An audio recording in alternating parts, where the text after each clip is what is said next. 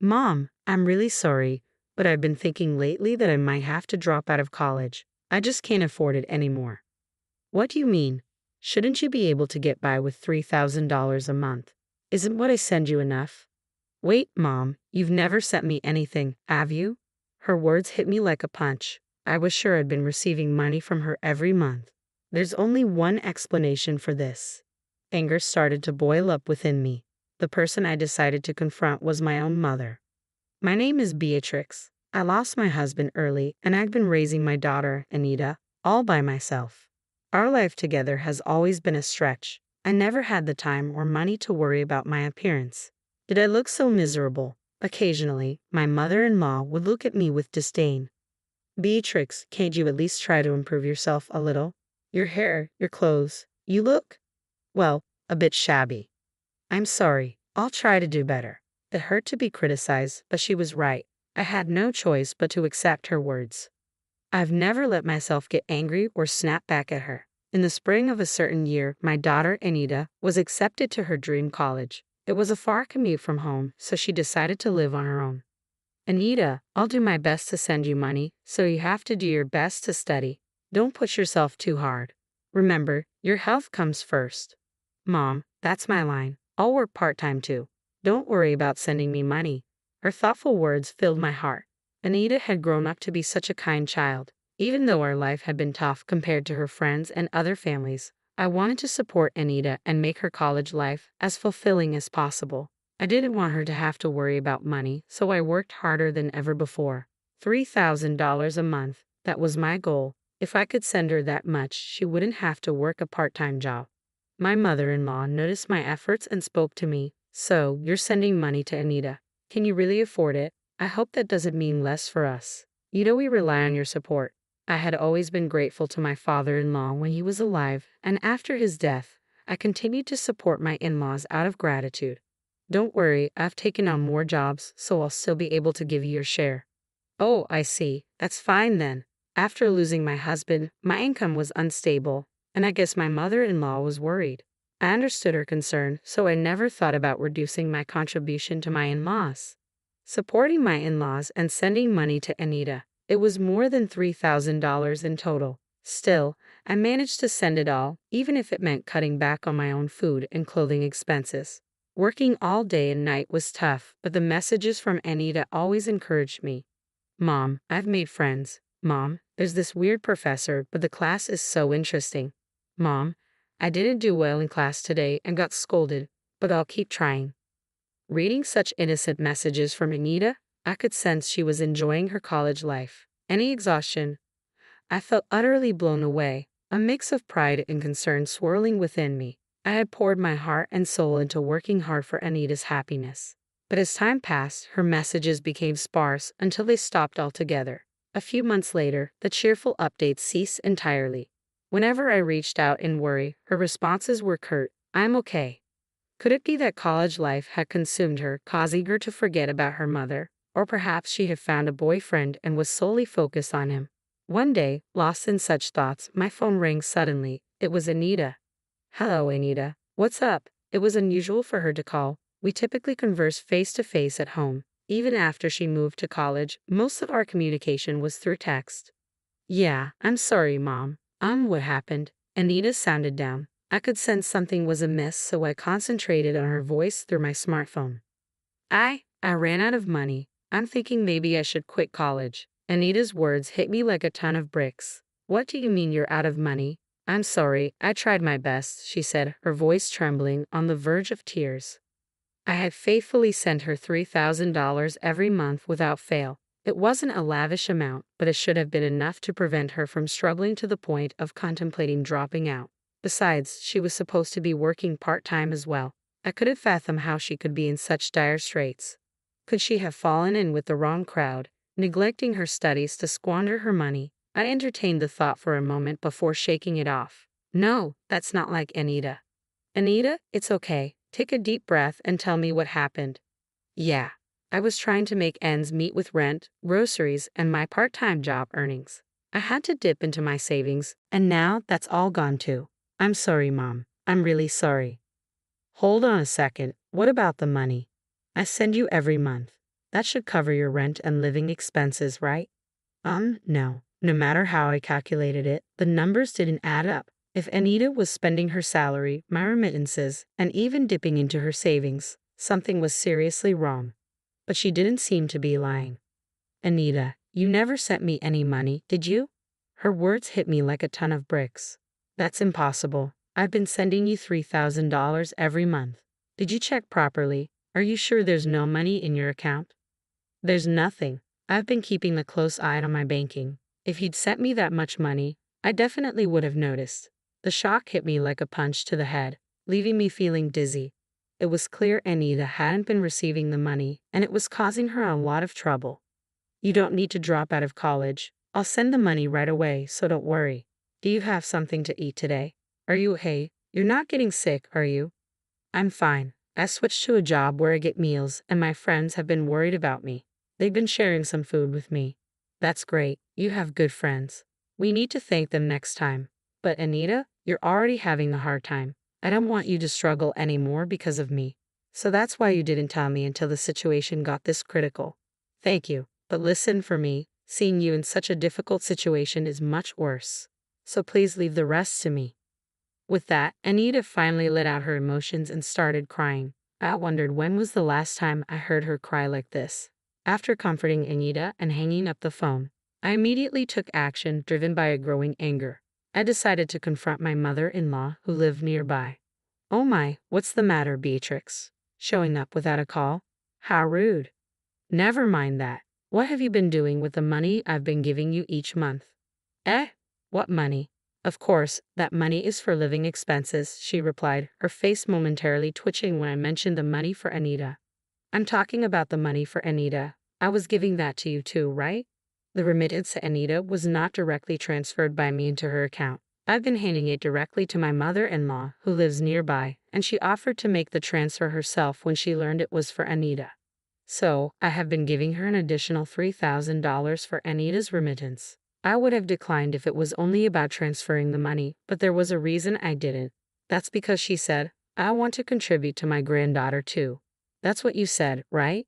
I trusted you and gave you the money. But what do you mean you didn't transfer it? My mother-in-law had convinced me with that, even though she was getting money from me. I thought it was her kindness toward Anita and trusted her.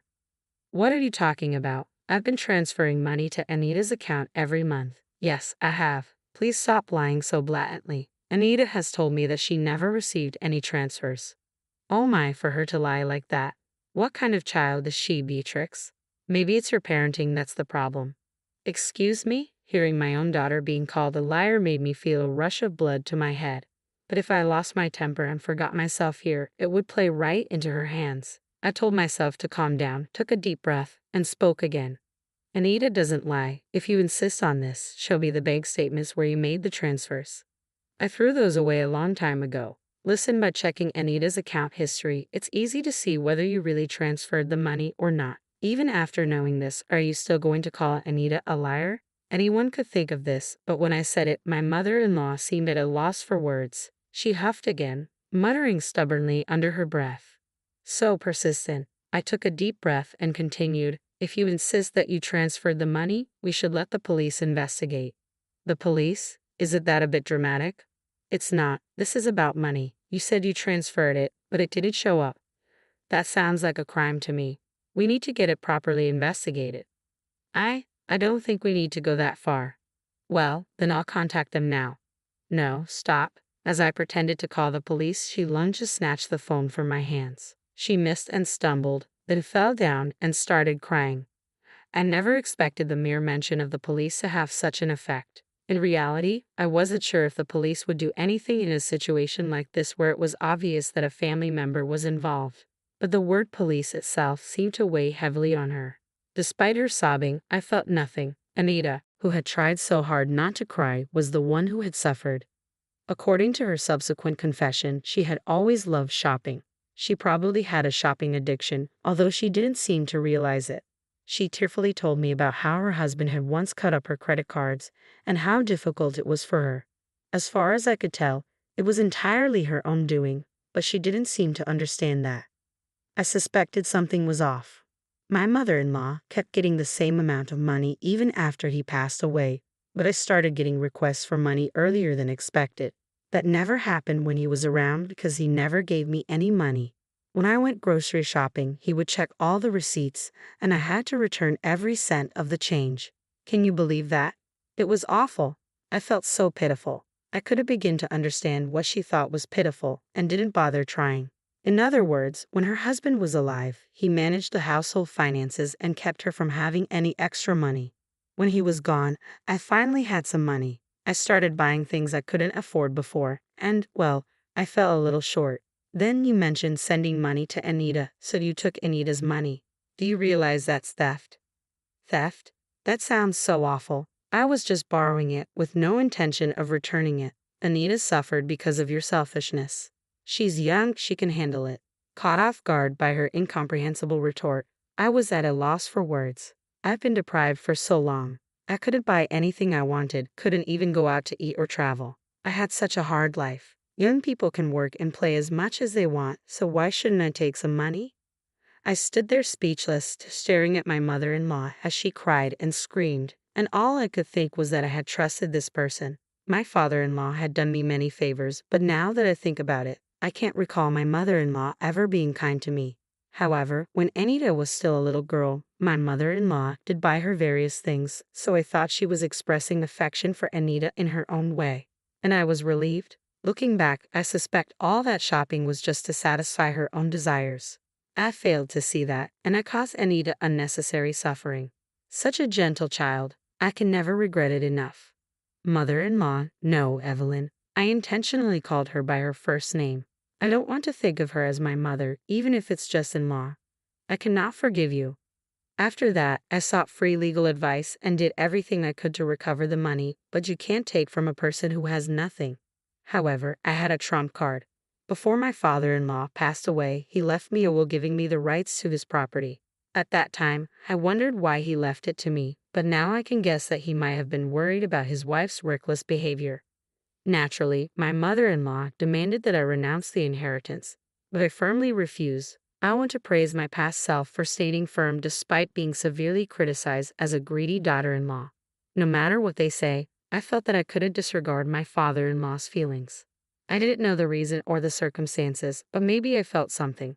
So technically, the house and the land are mine and my mother-in-law is just living there rent-free. I decided to sell the house. That meant the parasitic mother-in-law living there was in the way. So I contacted my mother-in-law's parents. This contact information was secretly given to me by my father-in-law, just in case. I really admire his foresight. That's why it's such a shame he didn't have a good eye for women. I knew that my mother-in-law had always hated her own family, but the reason became clear when I contacted them. They were a traditional farming family with strong tendencies toward male chauvinism. A stranger like me called, and they listened with a suspicious attitude, but they gladly agreed to take in my mother-in-law. It seemed like they wanted free labor. The conversation progressed quickly, and one day, out of the blue, her family came to pick her up, an event that my mother-in-law couldn't have predicted. I'll never forget the color draining from her face. When I took her brother, who came to pick her up, to her house, now my mother-in-law is doing tough farm work under strict supervision. She can't even go shopping at the supermarket, let alone squander money, and she seems to be living the life without touching money at all. Due to the stress, she seems to have aged quickly and is working every day as a wrinkled, frail, ghost-like figure with white hair. Looking at the recent bank statement of the money I just transferred to Anita, I smiled, thinking that if I saw her at night, I might scream. The house sold easily. It wasn't in a particularly good location, but once I decided I was okay with selling it for a low price, a buyer came forward immediately. The amount was enough to recoup the money wasted by my mother-in-law. I used that money without hesitation for my living expenses, and I send Anita the money I earn from working. It's all money, but somehow the money I got from selling the house feels tainted, and I didn't like that. I've transferred this month's money just now. With that thought, I quickly texted Anita. Even if I hadn't transferred the money, as long as I had communicated that I had sent it to Anita, she wouldn't have discovered the mistake so late. I regret now for neglecting such simple communication due to my busy schedule. The reply came swiftly. Got it? The message full of Anita's usual energy, accompanied by a string of cute emojis. She checked so quickly, but these days it seems you can easily check your bank balance on your mobile phone. I don't understand it at all, so I can only admire the adaptability of the young. Since then, Anita started sending messages frequently again. With the money reliably reaching her, her life must have become stable. It's clear from her texts that she's energetically continuing college without quitting. While I was feeling pleased, another message arrived from Anita. Looking at it, my eyes widened, and I broke into a grin. Mom, there's someone I want you to meet. I didn't expect this day to come. It was all worth it. I can't sit around. I need to prepare something good. I changed my plan and headed to a high-end supermarket I don't usually go to. Since I no longer have to send money to my mother-in-law, there's a bit more wiggle room in my life. I've even been able to quit a few of the jobs I was juggling. I wonder what kind of food my daughter's partner likes. With a bit of premature speculation, I laughed. In the near future, I plan to invite the fresh-faced couple to our home and treat them with the best hospitality